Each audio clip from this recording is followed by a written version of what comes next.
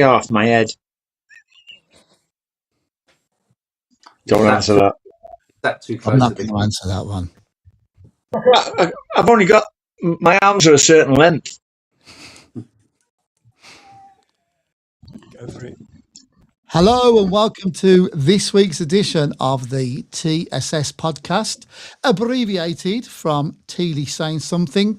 By now you will all know it, but let's just regarding the fact that we are going live again for our second podcast. So that's really good. Yeah, as everybody knows, it's abbreviated to the Tealey Saying Something podcast. 3 or 4 years ago, Sean and I got together and decided that he was worthy of a book about an ex-footballer, and it's still the case today. And his books do make good doorstops. So if people want to buy them for that reason, they can do. But Sean, we've had 4 years together now, and we are doing live podcasts. The things that you do with people, incredible. Well, I know you never have thought we'd have got to this stage, would you? Absolutely. It was bad enough writing a book.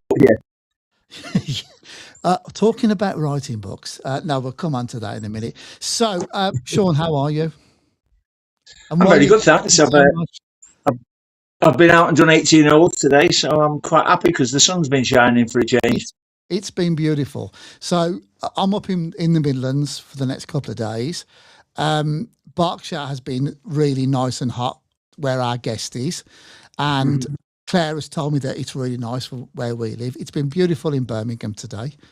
I've been to see my uncle off, who reached the ripe old age of 91 in Aldridge. So he had a really good innings. So that was good today. Beautiful weather for him. And is it really nice up north as well then? 19 degrees today. 19 degrees? Yeah, 19 degrees. It's been glorious all day. I'll tell you what, that motorway to Blackpool will be absolutely blocked, won't it? I don't do Blackpool anyway. Anyway. You can almost see Blackpool from your house. I can see that. I can see the tower off the coast road. Yeah. Well, there you go then. There you go. I know we've done that drive together. So, you've been going down Villa Park. It's been about 2-3 weeks since we did our first live one, and we are now nearly 2 years podcast, which is really good. We've had some fantastic people come on and be our guests, and that will continue tonight. I've put it all out who it is, so it's no secret that we've got Mr. John Gregory with us. So I'll do the introduction to him in a couple of minutes. But what's going on down the Villa at the moment? Then watching the game against United on Sunday, Sean, I just, even before the game, I just thought that we're not going to win this game. And I'm a half glass full person, as you know. So, what was your thoughts on the way that we played? I'll tell you what it is at the moment. It's not a pleasant watch at all. I just think we've gone, for some reason, we seem to have gone very negative. So, United first off, all right, we were in control of what we were doing, but we didn't look like we were going to score in a million years. And then the goals we give away, we just silly mistakes all the time. If you go to the last one, obviously, the second one, Bailey gives it away, trying to do whatever Bailey's trying to do. And within 2 passes, they're in behind us, and you think, stay with your man. Why don't you just track, as a defender, why don't you just track your man? But we don't. We have this silly high line at times, and we get caught out way, way too often. And the writing was on. As soon as they scored the first, I think the writing was on the cards for us. And funny enough, all this happened after we took John McGinn off. I mean, we'd looked okay without threatening really, but I don't know. I just think it's quite a boring watch at the moment. I'll be there tomorrow night, and I hope it's a lot better than it has been, because anything could happen tomorrow night. Yeah, I mean, it's half time, isn't it, effectively, with that second leg coming up. And it's only one goal there, and Lille are a good team we did play well against them last week. There's no doubt about it. We did play really well. So have you got me a ticket then or not for this game? As I'm up in Birmingham. No. You haven't, have you? You don't care, do you? I can tell. Well, the thing is, his face. I have no control. I have no control. Oh no! I told you the only way we get a ticket apart from my ticket, is to go in a ballot. And if you pulled out the ballot 3 days before the game, you get a ticket. If you're not pulled out, you don't get one. It's as easy as that. Yeah, I guess that. Chris, I've made him famous again over the last 4 years, and that's the way he treats me. Yeah, I know. Chris Brown, our producer, what do you think about that? I'm pretty disgusted, really. But there was me trying to get a free ticket. Yeah. I mean, you're a generous bloke. You're a generous bloke yourself, aren't you? I mean, I got some chocolates tonight. He did. I'll go him some chocolates again, Tealey. Ah, I don't know. nice. Yeah. So Can't remember last time I got chocolates off you, Rob. Oh, sorry, I've never had them. I send you headphones with hearts. That don't work. Don't work, yeah. That don't work. Same as your phone. It's fantastic. Oh, it's my phone now, is it? Yeah. So you know what's going to happen? He's going to ask me for a new phone, and I think so, yeah. I think Yeah. funds, petty cash. Absolutely. I think we should have company phones for the podcast.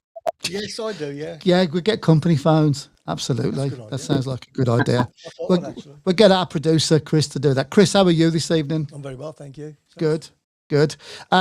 Still people calling for Chris Davis's head. Thoughts on it? I know, it's crazy, isn't it, really? I mean, losing 2 games at home in 2 years and somebody's calling for your head. The thing is, in my eyes, it's all about a big word that's bandied around football these days is sustainability, right? Yeah. And that's what you need at this moment in time. You're like us when we were dropping down and going into relegation fights for 3 or 4 seasons, and then we eventually went down. But I'll talk about that in my new book, which comes out on Monday. That's the first one that I've done there, Sean. Just remember that. I haven't even told us what the name of the book is yet, but it comes out on Monday. So you can get it from Amazon and all these kind of places. But anyway, enough about my book. Let's talk about Sean Teal for a minute then. So, Sean, are we going to beat Lille tomorrow? I mean, also as well, when we were playing in that league phase and we finished second, I think, to Lyon or whoever it was, I really fancied us to go on and win this competition. And at the start of the season, I did a big 7-fold bet, and one of it was Villa to win the Europa League, and I got 7-1 on it, part of my accumulator. I'm not so sure because of the way that the draw has been for us. If I could have had anybody in the final, it would have been Roma. I'd have loved that, Roma versus Villa final. But we can't do that because they're in our side of the group. Well, if we get through, we play the winners of Roma or Bologna, don't we? We do. So, and they're 1-1 at this moment in time, aren't they? Yeah. And then I think it'd be either Midtjylland, Forest or Genk, I think it is, who are in that side of the draw as well. Do you think we're going to do it, Sean? I wouldn't write us off simply because I think we do play slightly different when we play in Europe.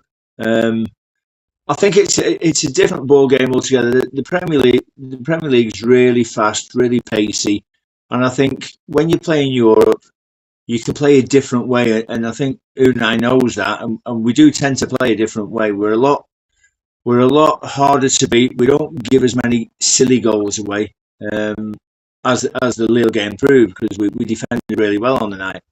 So I wouldn't write us off. Do I think it'll be easy? Do I? No. But I mean, at the moment, that's looking like our best way of getting into the Champions League. Is it though? Right. Now, the reason why I say that is because we've had a really bad time over the last 7 or 8 games, and we are still in the top 4. Form. It's the old adage, isn't it? Form is temporary, class is permanent. Yeah, that's what I say to fans when they win a game. I think.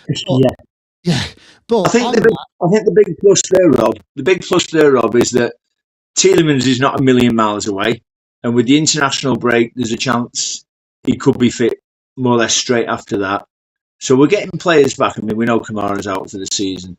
And if you look at our run of next 5 games, starting with West Ham on Sunday, they're all winnable games, all 5 of them, if we play well in them. And, we've had this already this season. We went the first 5 games, scored 1 goal, got 1 point. and then we go on a run of 11 wins on the bounce. So it's not like we can't do it. It's just a case of will we do it? Yeah, we are playing a different game in Europe, and I hark back to that first season when we were in the Conference League. All right, we beat Hibernian, to qualify for those group games, and I recall that first game against Liège Warsaw, if you remember, and we lost the game 3-2. We hadn't played in Europe for 12, 15 years or whatever, and you could tell that Liège Warsaw had been doing it year in, year out. I'm getting the feeling with Villa now that, we are becoming a very good European team. Everybody said that we should have won the Conference League. Why should we have won it, in my opinion? Because, Olympiacos and all these teams were seasoned European, clubs. So I don't buy that, in fairness. So I think we did well to, semi-finals. Would have been great to have won it and things like that. Last season, we get to the quarterfinals of the Champions League. And this season, it looks like we're going to win tomorrow, but there's no guarantees of that. So that'll be another quarterfinal, semi-final, hopefully a final on that. I think we really have become a really good team, a European team in the way that we play, that we seem to nullify teams that, play at home. What's your thoughts? Yeah, on I mean, I agree with what you say about, people thinking we were going to waltz the Conference League 2 seasons ago. I think we're kidding themselves. I think we had a chance, but we came across Olympiacos and they were too good for us.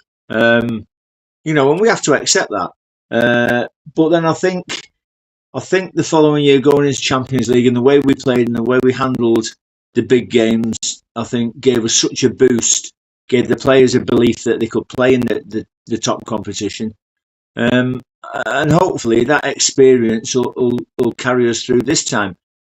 Like I say, who knows? You can lose it on the toss of a coin. Really, it's fine margins nowadays, and anything could happen. Early goal tomorrow for us, and hopefully that puts the tie to bed for us. We can go ahead and just finish the game off nicely. But we'll see. We'll see what happens. Yeah, so I mean, you know a little bit more about the injury updates, and in my eyes, this international break at the end of March cannot come quick enough, so we can get Yuri Tielemans back. Is the talk that he will be back after that? So it's effectively tonight, West Ham, and then we've got the international break, so we got a 2-week effectively. Is that how it's? Yeah. So basically, he's basically got another 3 weeks, hasn't he? Before we're due to play again after Sunday. So, yeah, I mean, all the talk is that he'll be ready. I read a thing today about is they're talking about him going over somewhere with Belgium to a training thing. So whether the Villa allow him to do that or not, who knows? I suppose if it's sensible kind of training for him to get involved again, I don't see it being that bad a thing. But because obviously at Villa there's going to be an awful lot of players not at Villa, not at Bodymore to train. So is that going to push him on when there's nobody there unless he's just training with the kids basically and building his fitness up in game time, training with the kids. West Ham's it'll be down to Unai Emery at the end of the day. Yeah, West Ham's a must-win game, isn't it? And even that, I'm not 100% confident the way that West Ham. Oh no, because they've hit a better form and they're fighting for their lives, and the way they're going, I fancy them to be the ones that don't go down. I think it's a complete toss-up between Forest and Tottenham who goes. Tottenham will say, well, we've bounced back a bit, we've got a point at Liverpool, but Liverpool were really poor on the day. So, it is what it is. I just fancy West Ham to get out of it. I think they've got enough about them. Somerville's scoring goals, Bowen will always score goals. They seem to have shored it up at the back with Disasi, which again was a mystery to me why we didn't take him when we could have. But Unai Emery runs the club. He picks who he wants, and to a point, apart from Harvey Elliott, because obviously he didn't bring Harvey Elliott in. But will we use Harvey Elliott in Europe now because he can play in the European games without it affecting the deal? Yeah, I mean that's obviously a good thing there. Do you realise that if Spurs do fall into the relegation trap, because of the way that they're set up and their revenue streams are, in the 500 million, 600 millions, which is the reason why they are still classed in the top six if they're not about football, they will make more money in the Championship, and with the leagues 1 and 2, they'll make more money than the rest of them combined because of their activities off the pitch. Amazing. They'll have an half-empty, beautiful stadium, though. Yeah, they will do. Have you been there yet? I think I might have asked you this question before. No. Have you been there? No, I don't really do away trips. Can't get tickets for away trips, so we don't really do. You know what that means, Chris? Can't get free tickets. He can't get not 3 tickets. Free. For me, him and Carol. No, can't even buy them. Can't even buy them. I've tried. Can't buy them. Wow. Unbelievable. Always something for nothing. There's always something for nothing. As I keep on saying, FA Cup. Go on. FA Cup at Preston last year was the only ones I bought the whole of last season. I was allowed to buy the whole of last season. Allowed, yeah. they're forced to. Okay. But what you got to bear in mind is he lives 10 minutes away from Preston, and he always goes to Everton as well. He always goes. 15 minutes from the ground it is, actually. Oh, sorry, I do apologise. How's our Carol?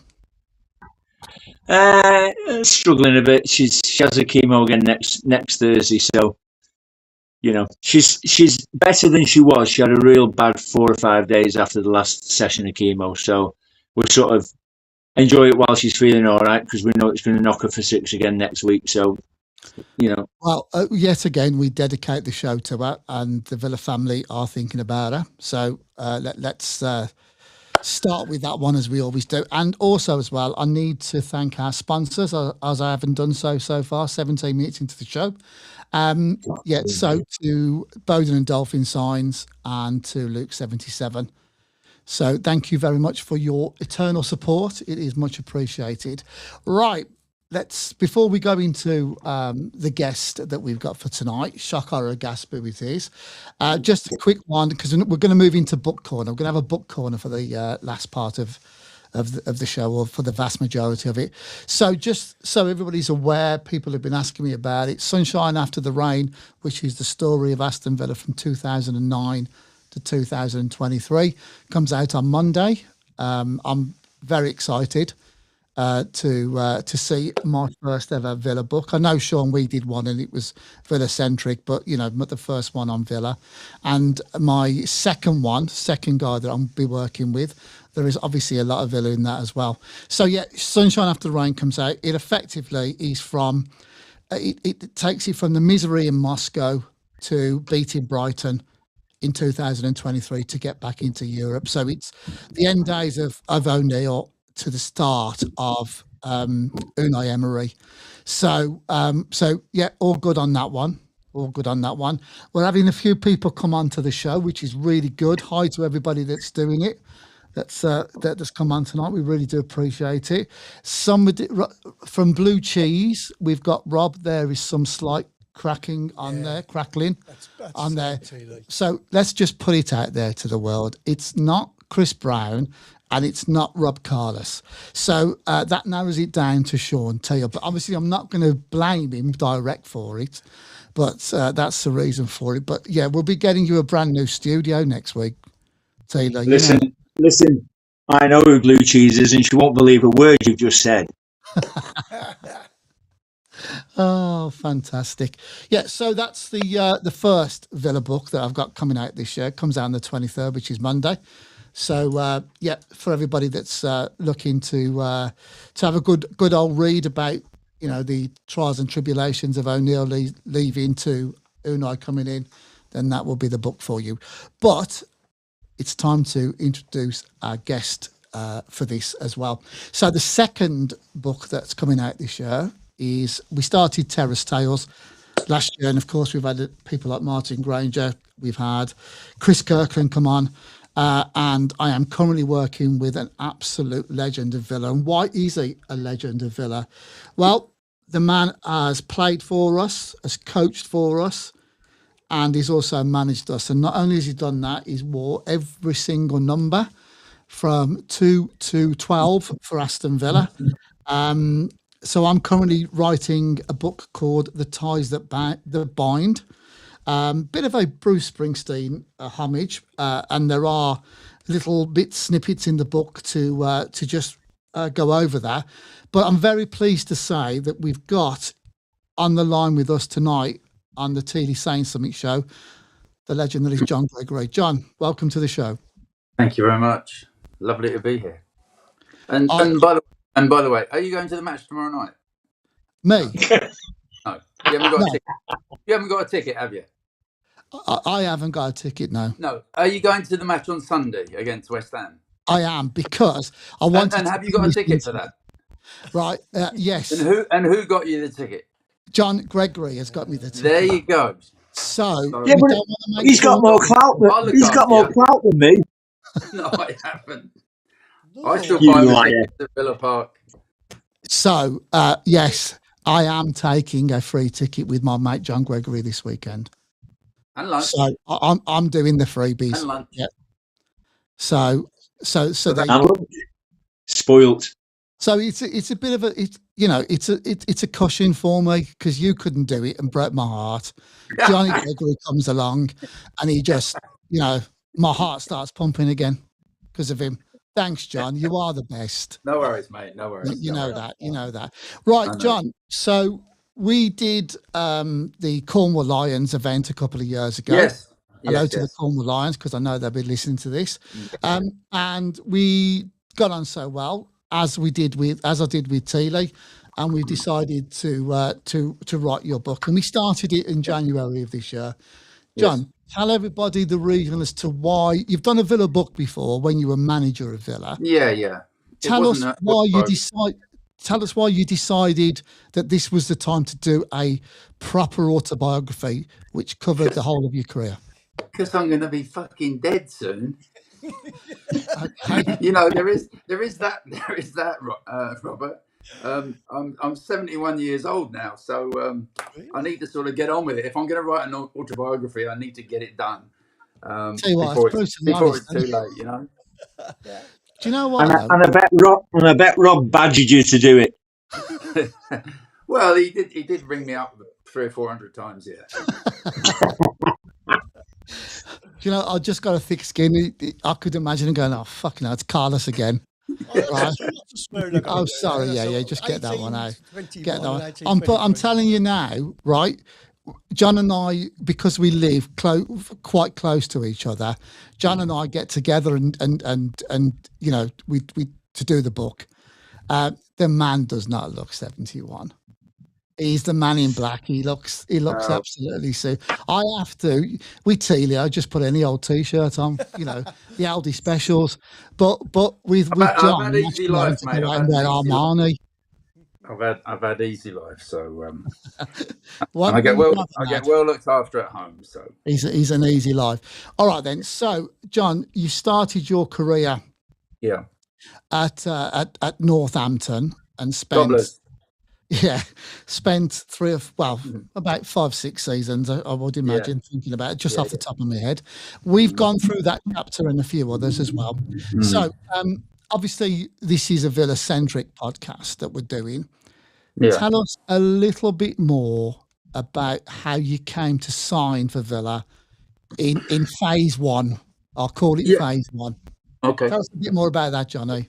Well, I was in the first team at Northampton. I played 187 times in the first team. I played any position you want me to play, I'll play, as long as I got a game, So I played a lot of games, a lot of experience I picked up during those years.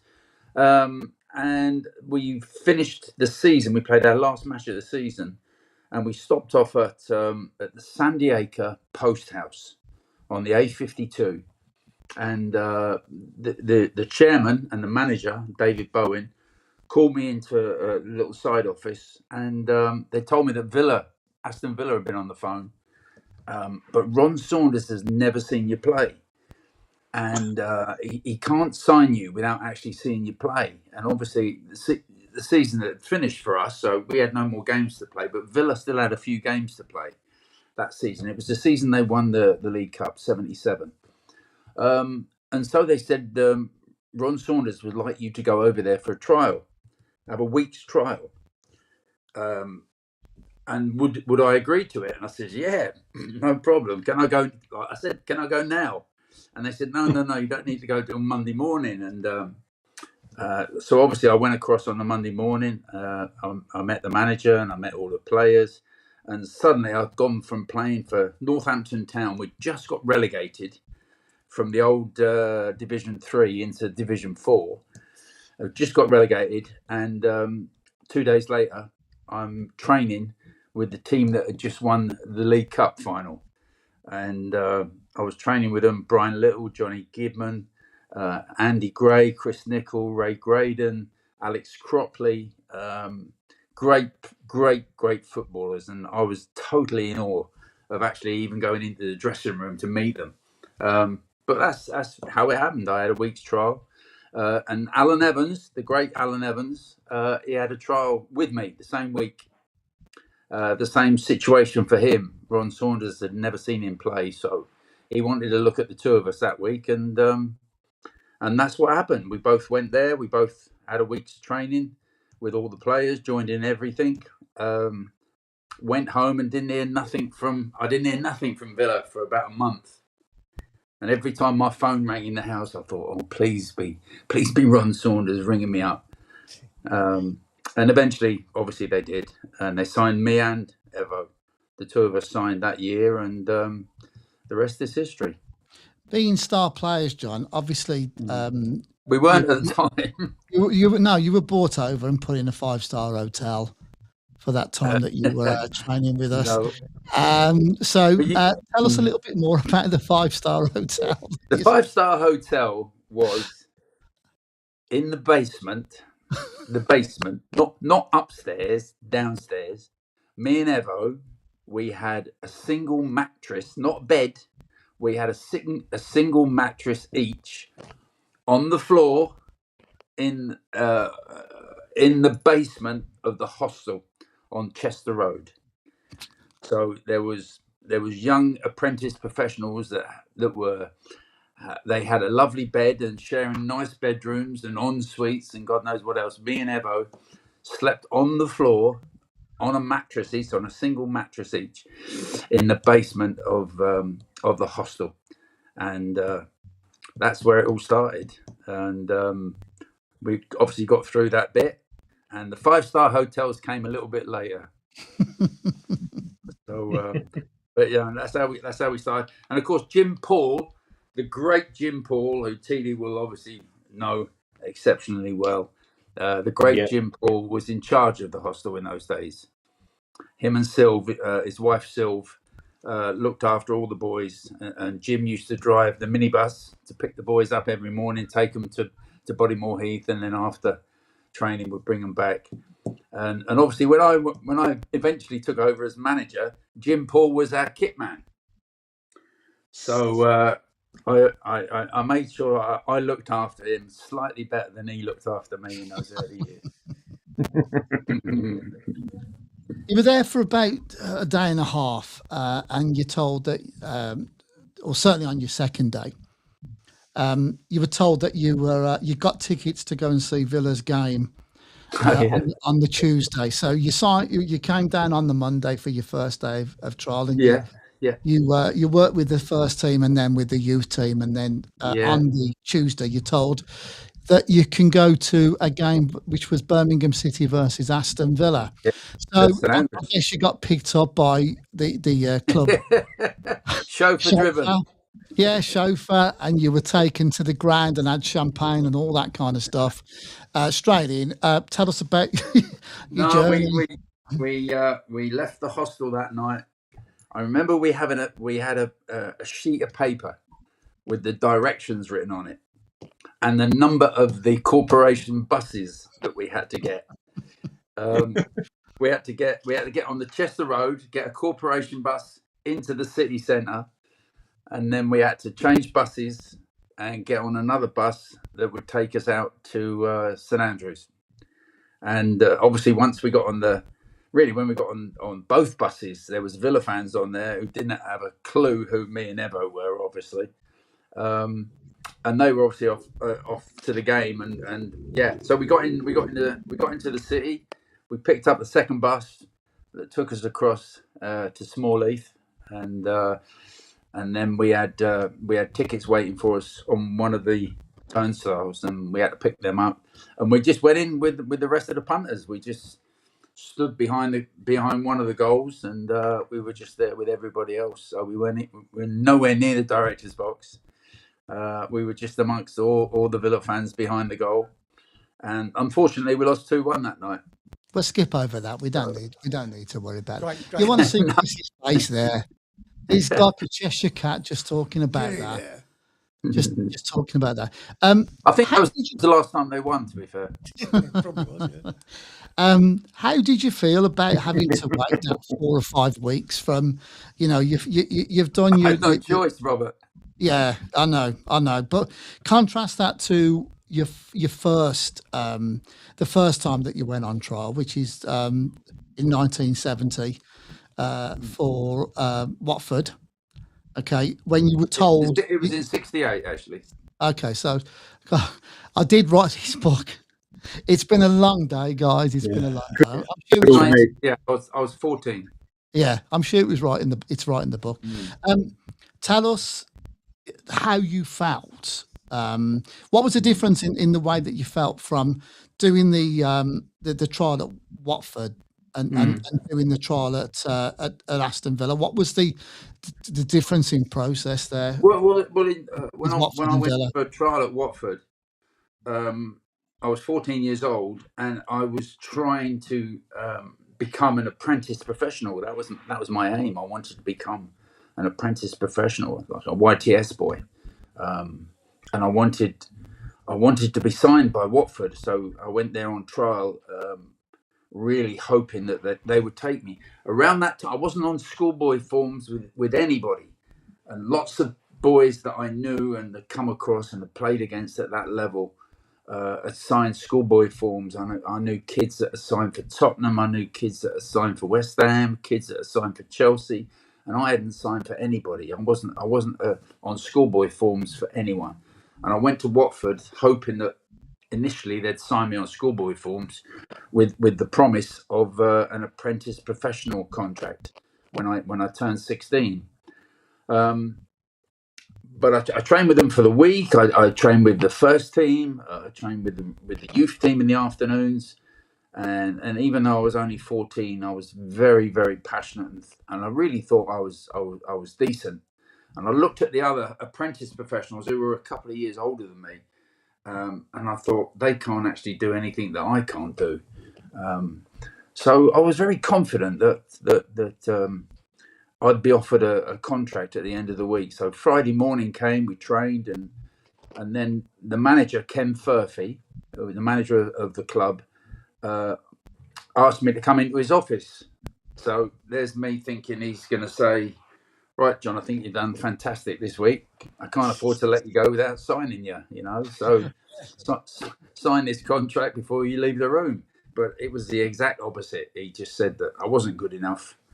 And he actually said, I'll never forget the words he said, if I thought you were good enough to play in the youth team tomorrow, the youth team are playing Saturday morning, if I thought you were good enough to play in the youth team, I'd keep you and get you to play in the match tomorrow morning. He said, but I don't think you're even good enough for our youth team, which, of course, destroyed me. I went out the office and I went behind the rookery end. I don't know if you remember the rookery end, Tealey. When you come out the tunnel, you turn left. That was where most of the hooligans used to go on a Saturday. But I went behind there and I literally bawled my eyes out, and I thought, this guy's just destroyed me. And after I sort of managed to pull myself together, I just basically said, I'm going to come back and haunt you. and you basically you've inspired me. I'm going to get myself a team somewhere, and you're the one that's influenced me. Now listen, he might have been 100% correct in the decision that he made not to sign me. He might have been 100% correct at that particular time. But I thought he killed me. He killed me with just saying that I wasn't good enough even for his youth team on a Saturday morning. So I just basically walked out there saying to myself, I'll show you, Ken. You've inspired me, Ken, and one day I'm going to show you that you've made a big mistake. How does So that that's make? how I felt. But obviously when I went to Villa, it was a lot different. I'd already played 187 games for Northampton, so that was slightly different. One thing that I admired when myself and Tealey did his book was that his resolution effectively. It didn't come in. Sean didn't come into professional football till he was 24, and he got No, rejection after rejection, as you know. yeah. Like what does it does it give you a thicker skin? Yes. Yeah, Tealey, would you agree with that? From the times that you were told it was going to be a no. Yeah, I mean, without doubt. I mean, similar to what John said. I mean, I was an apprentice at Everton. I got released at 17 by Howard Kendall. Walked out the training ground and thought, I'll prove you wrong someday. And I think it just makes you stronger mentally. I think you can take the knocks then, because you've had the biggest knock, thinking you're going to make it as a professional at a young age, and it doesn't happen. And then you just have to keep bouncing back. It's just one of those things. Certainly, it inspired me, and much the same as John said, it inspired John. And with me, when I signed for Northampton, okay, they were a 4th division club at the time. My initial thoughts were Ken Furphy. Yeah. I thought of him straight away, and I thought, there you go, pal. I've signed now. I proved you wrong. I've kind of made my first step, and I proved you wrong. And obviously, then when I moved to Villa, Ken Furphy came to mind. When I put on an England shirt, Ken Furphy came to mind as well. And without knowing it, he certainly inspired me to really sort of get my head down, focus, concentrate, and prove him wrong.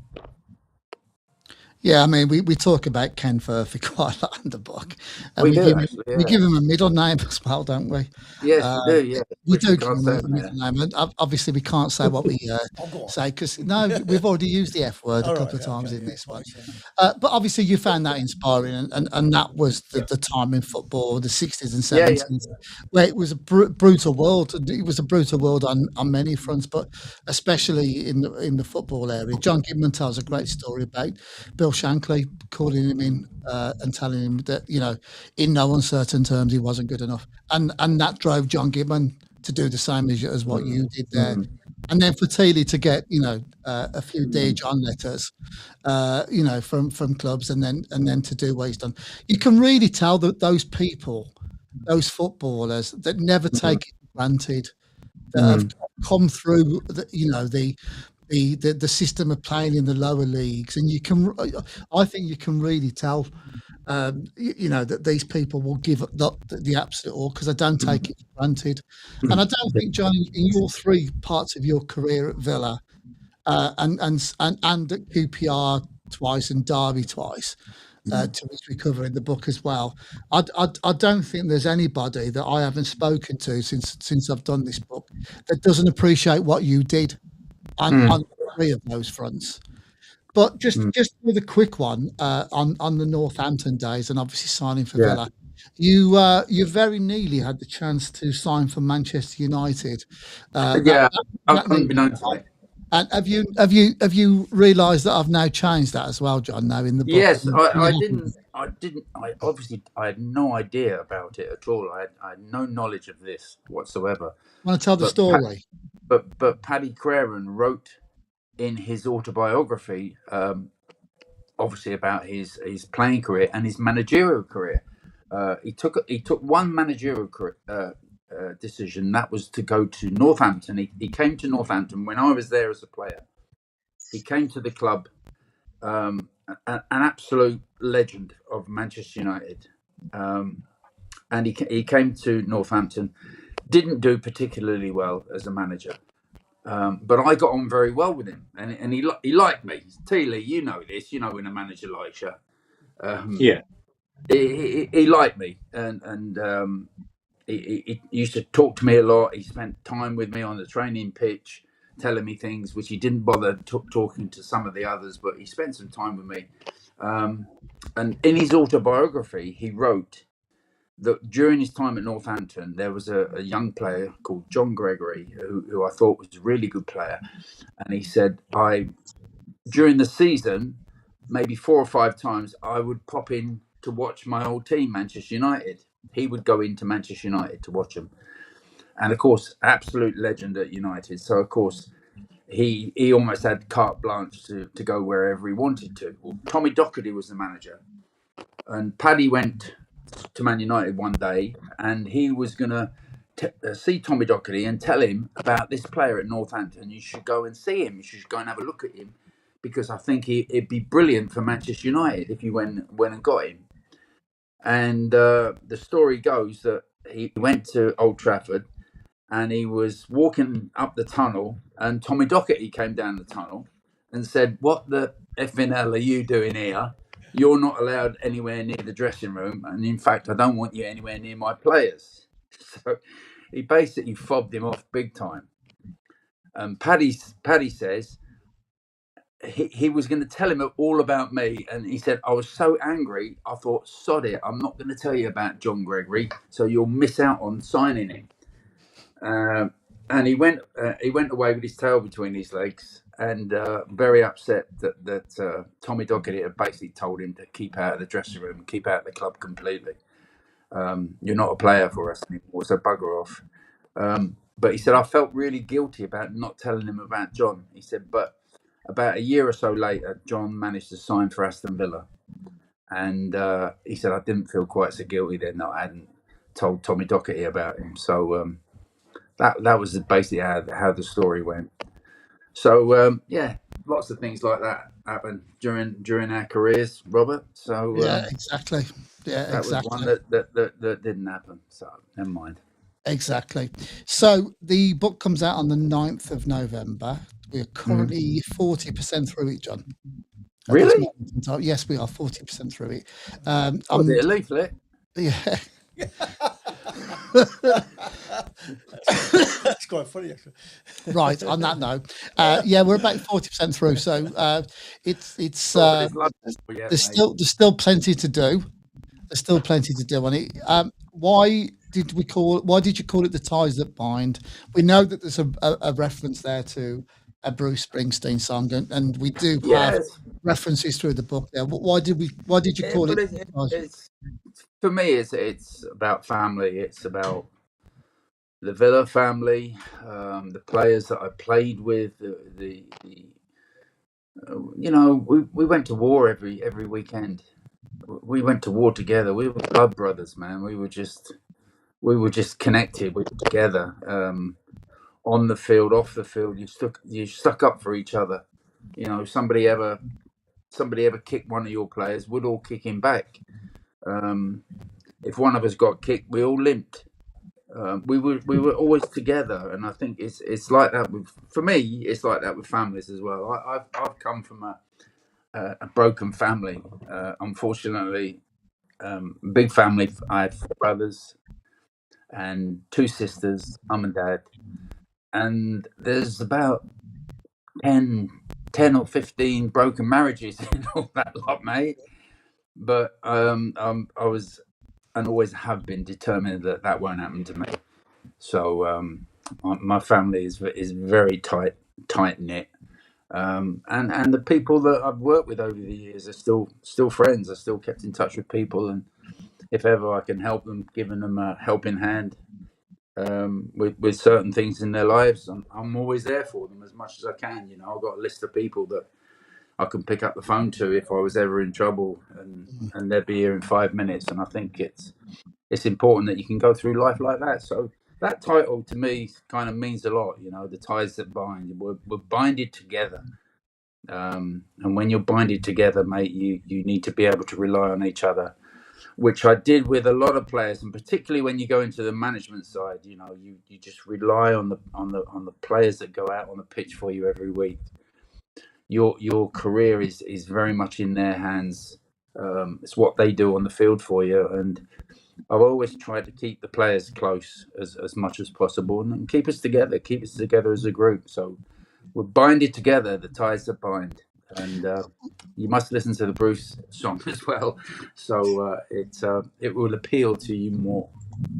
Yeah, exactly. What resonated with you, and certainly resonated with Tealey as well, is that none of you were born by Villa Park. You No. came from different areas to do it, and you both call Villa we. Like, I'm from King Standing, a mile and a half away from Villa Park, Yeah, right? yeah. And what you two say means as much to you as it does to people that were born and bred Villa fans. So that's and I get that when I speak to people about the books that we've done there. So so that's really good, and like you said, it comes out on the 9th. We've got an event at Chasetown a couple of days later, but the big kickoff of the book is on the 27th of November. Where we're at Whitton Lane, the Whitton Arms. So that's going to be a big event for us to do. So tickets are selling well on that one.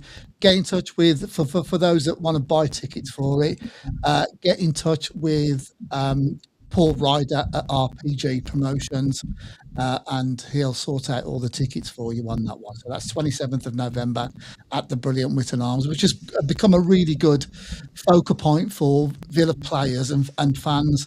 Last season, myself and Tealey did the Whitton Arms for was it first leg of the PSG game, wasn't it, Sean? It was, yeah. Yeah, it was. Yeah.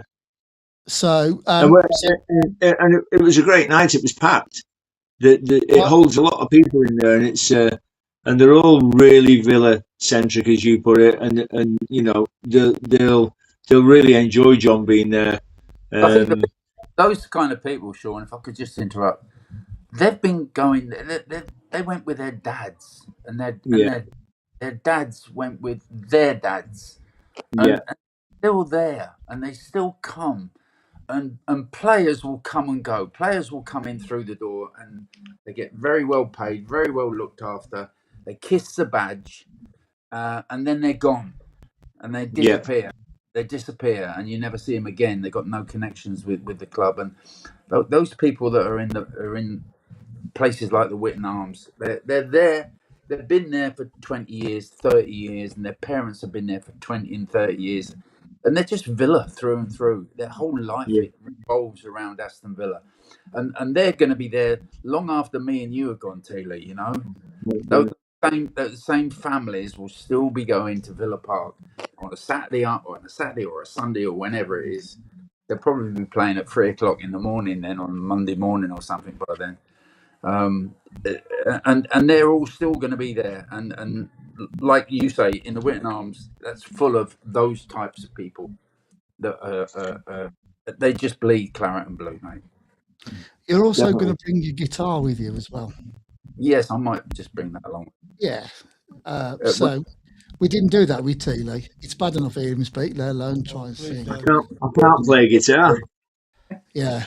Apparently, the only one he can sing, Chris Brown, is Free by Denise Williams.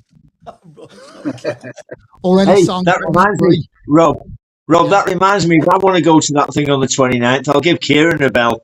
He'll let me in. As long as you pick me up and drop me back off in Erdington, then I'm fine. Again. I'm doing that. A couple of hellos from people that have joined us. John Stevenson, family. He's a Chelsea fan. So thanks for joining us on this one, John. And of course, Dave Wicks as well, saying Wixie. Good old Wixie. Exactly. Good old Wick. Tealey, don't say a word because I know you want to. So, let's talk about your book then a little bit, Sean, just before we finish off tonight's show, which has been excellent. So, your book came out 3 years ago now, and one of the How many years ago?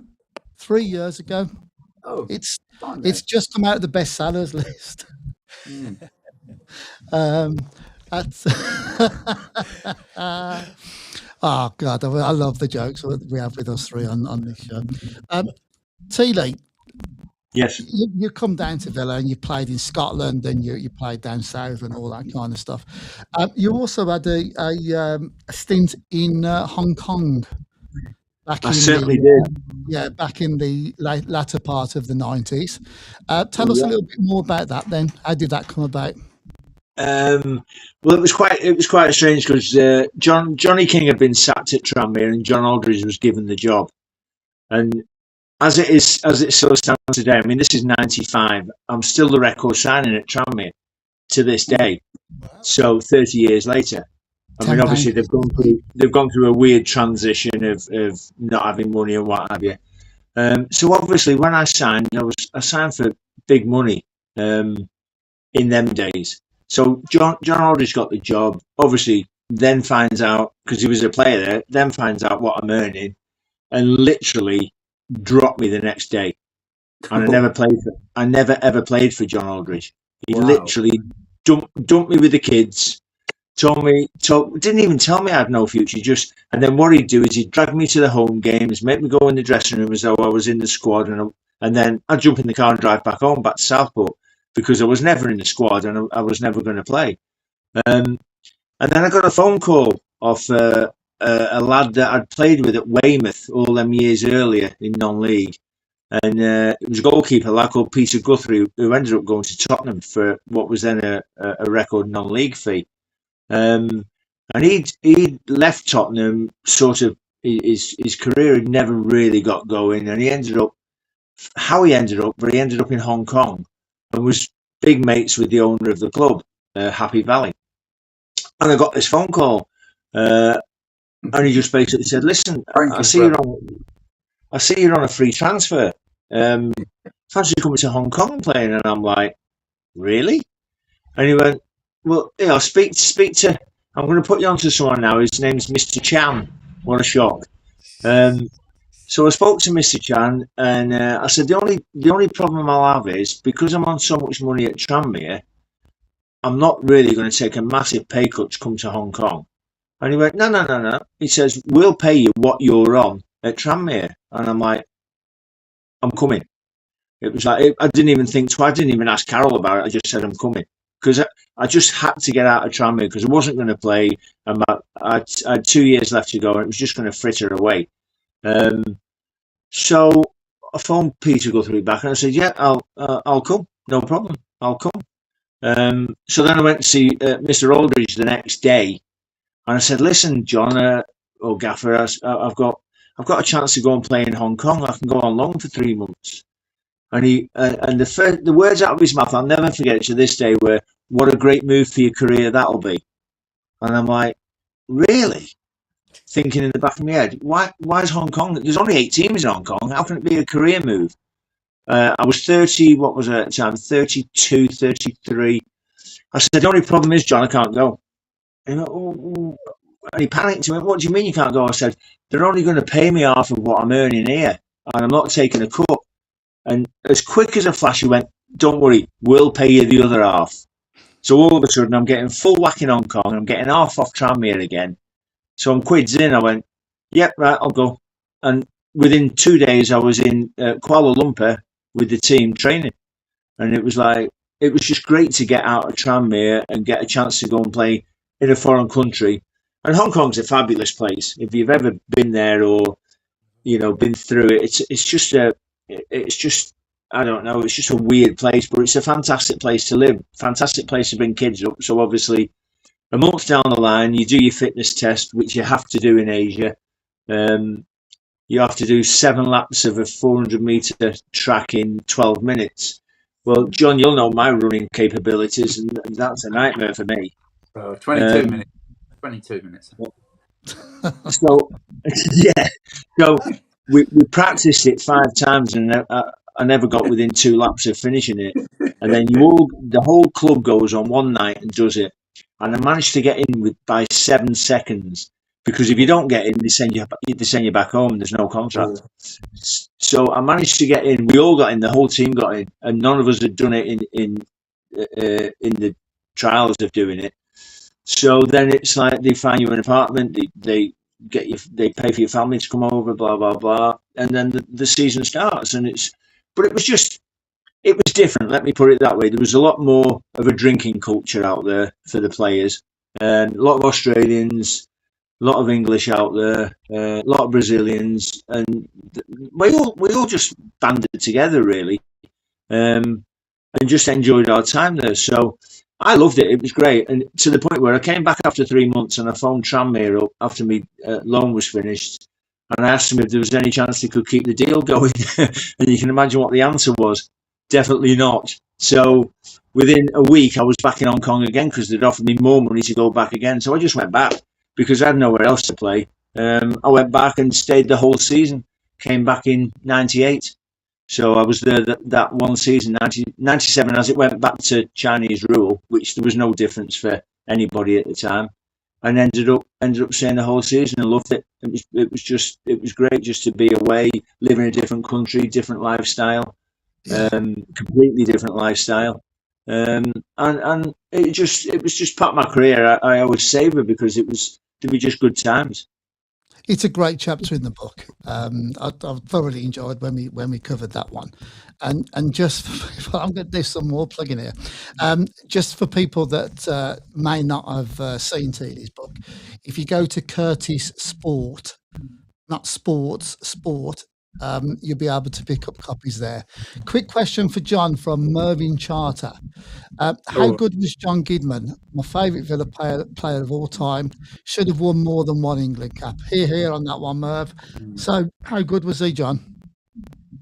He was very much like Trent when Trent was at Liverpool before he went to Real Madrid. There's a lot of similarities between the two of them. Great going forward. That was Giddy would end up in the right wing position during a game 15, 20 times a game. Always bombing on forward. Not the greatest defender. Very similar to Trent Alexander in that respect. Not a great defender, but he rarely got into those situations. He was clever enough to make sure that he didn't get left in 1v1 position. He'd always make sure that whoever was playing in front of him would look after him, protect him. But great going forward, and a great lad. I mean, he's to this day he's still in touch with Brian Little. They were they were pals. The two of them kept together, roomed together over the years, and Giddy was a great lad, and he should have got more caps than what he actually did. Absolutely. Right. Just a point on Giddy. When I joined Everton as apprentice, Giddy was at Everton, and he was just brilliant with the young lads. Absolutely fantastic with the young lads. The only thing is, he spent more time in front of the mirror than he did on the training pitch. That's true. Yes, very true. Yeah, and of course, Giddy contributed to your book as well, Sean. He did, yes, yeah. I've known John a long time now, so John's a great. I love speaking to John. He's just so much fun to be with and to be around. Yeah, absolutely. Yeah, great bloke. Right, unfortunately, time has beaten us. We've had I know, exactly. We've really enjoyed it tonight. A couple of thank yous, obviously, to our sponsors, Luke77 and also Bowden and Dolphin Signs for their continued support. And thanks from from our side of, from the terrace sides, John and Sean. Every time I speak to people, there's always reverence and respect about what you guys did. You got a picture of John there. Yep, we can see that. Yeah, look at the suntans on there. Hey, that was the very first episode of Benny Dawn. You know what, Rob? Me and John are the lucky ones, because we got to play for that great club. These people that are throwing up and this, that, and the other, they only go and watch it. We were lucky enough to actually perform for them. and that was always a pleasure. You know, being It's at the Villa ties Park that was. bind. It's definitely the ties Yeah, that bind, as yeah, we know about definitely. John's book, which still comes out on the 9th of November. And we've got the big one at the Witton Arms on the 27th of November. Get in touch with Paul Ryder, RPG Promotions. For Sean's book, go to Curtis Sport and just look up Sean from there. John, been an absolute pleasure. And I'd like to thank you on a couple of levels here. One is for what you've done for Aston Villa. 2, for working with me on this book. And 3, getting me a ticket for Sunday.